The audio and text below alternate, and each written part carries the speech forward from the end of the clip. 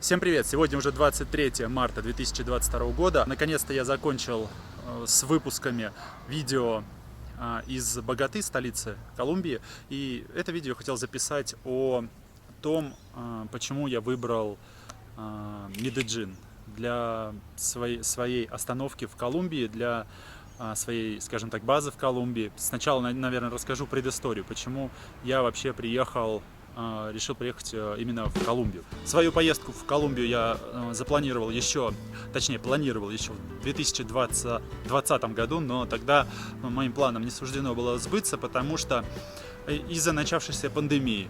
Пандемия началась, когда у нас в марте, получается, с середины марта начало все закрываться, и я уже планировал, но на май 2020 года, что уеду из Коста-Рики.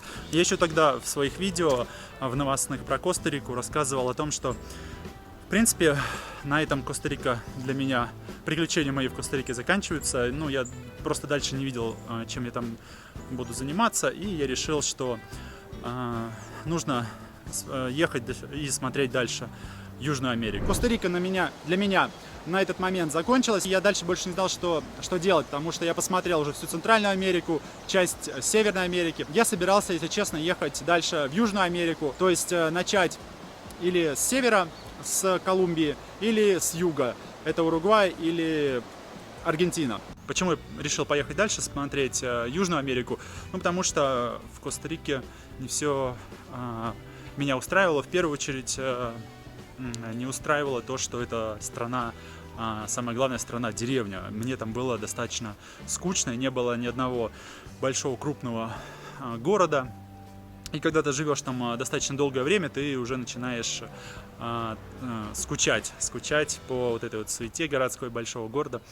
И мне, конечно же, вот когда я приезжал даже в Панаму, Панама-Сити, мне очень понравился город, и вот мне как раз не хватало большого города. Это было как бы не самым главным, но одним из ключевых факторов было то, что хотелось посмотреть, просто посмотреть, что дальше, что есть еще интересного в Южной Америке. На тот момент все так сложилось, что я прямо четко понимал, что этот этап заканчивается, и нужно просто куда-то двигаться дальше. Но пандемия, соответственно, этим планом не позволила осуществиться на тот момент, и вот спустя уже практически пару лет странствий я все-таки вернулся на этот континент, в Латинскую Америку, и приехал, как и планировал, в Колумбию, в Южную Америку.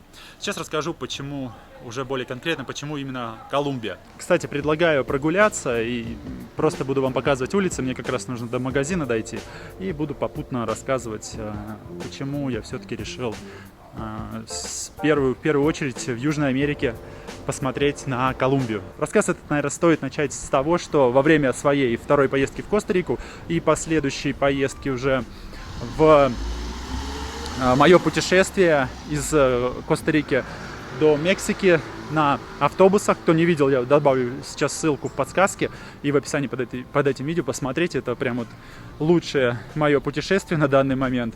Путешествие номер 1. Прям было очень классно. Рекомендую посмотреть всем. В этих поездках, ну и не только в этой, кстати, поездке, но еще и поездки в Никарагуа, в Панаму, когда я ездил за обновлением визы, скажем так, хотя визы здесь нет, просто обновлялся штампик в паспорте еще на 90 дней.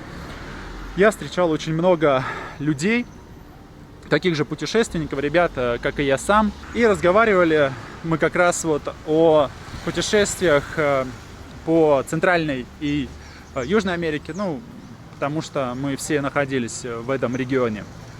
Самыми главными темами было, конечно же, уровень жизни, стоимость жизни, точнее, безопасность и красота, достопримечательности. Достопримечательности, да, не только достопримечательности какие-то исторические, но и еще красота вот местной природы. И как раз вот эти ребята, путешественники, с которыми чаще всего я пересекался именно в хостелах, они и рассказывали о Колумбии. Прям вот больше всего из них было самых положительных отзывов именно о Колумбии. В первую очередь о местном населении, людях, которые здесь живут.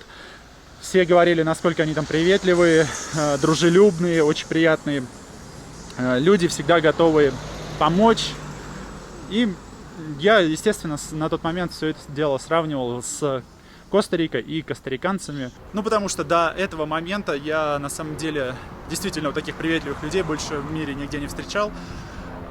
И особенно, когда приезжаешь, вот первый раз из России я приехал, было очень удивительно, когда здесь все так очень тепло, дружелюбно, как будто тебя уже знают 100 лет, с тобой здороваются. Все на таком релаксе, очень как-то спокойно, мягко. Люди, ну, видно, что у них они не стрессуют так, как наши, скажем так, соотечественники. Здесь, конечно, очень комфортная была как-то атмосфера. Конечно, это не касается Сан-Хосе. В принципе, все столицы, они более-менее похожи. Но Коста-Рика вот такая вот приветливая деревня, скажем так. И я поэтому сравнивал, конечно же, вот эти рассказы ребят, переводил их на Коста-Рику и костариканских людей.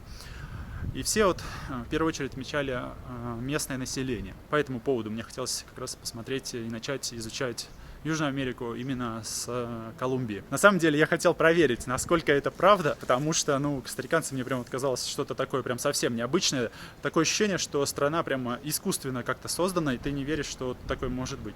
Что так там люди относятся даже вот к иностранцам. Таким образом я и оказался в Колумбии.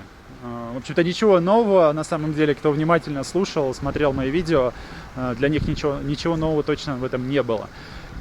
И все было достаточно последовательно у меня лично. Скоро, наверное, пойдет дождик, тучки заходят, смотрю, и ветер начинает дуть. Сейчас расскажу, почему Медельин, но это буквально пару слов. В принципе, основное было, почему Колумбия. А Медельин, потому что мне понравилось название. На самом деле, по-русски город звучит как Медельин, но по-испански это Медельин. Соответственно, почему я выбрал этот город? Здесь для меня, ну, во-первых, это большой город, около 2,5 миллионов жителей.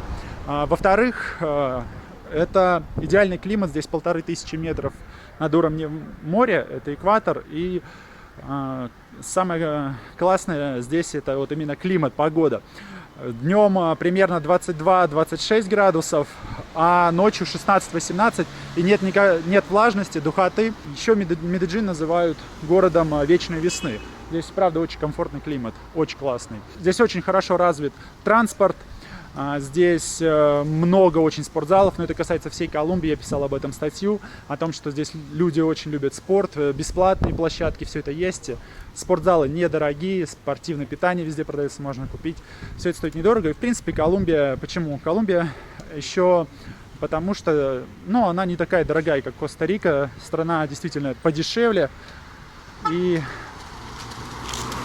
это тоже один из таких факторов, немаловажных, скажем так, особенно в сегодняшних реалиях. Еще, смотрите, отвлекусь от темы.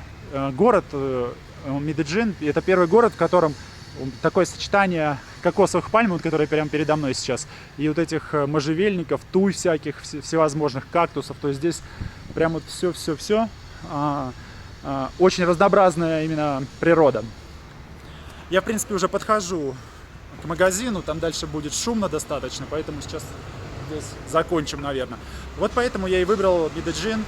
Город классный, хороший климат, спортзалов куча, магазины, все, что нужно, в принципе, есть. В Медельине также находится международный аэропорт, он буквально тут 30 километров, и если куда-то захочется путешествовать отсюда, то буквально 1,5 часа, и ты уже на пляже. Можно также на автобусе доехать, но это будет достаточно долго. Лучше на самолете, потому что местные рейсы, они стоят достаточно дешево, от $50, буквально долететь до той же Картахены или Санта-Марты, до Карибского побережья. Вот, в принципе, и все. По таким причинам я и выбрал этот город в качестве своей базы основной. И отсюда уже буду продолжать путешествовать, насколько это возможно, опять же, в сегодняшних реалиях, и изучать Колумбию. На этом все. Подписывайтесь на канал, ставьте лайки, пишите комментарии. Это очень важно для продвижения видео. И всем пока, до новых встреч и до новых видосов из Колумбии.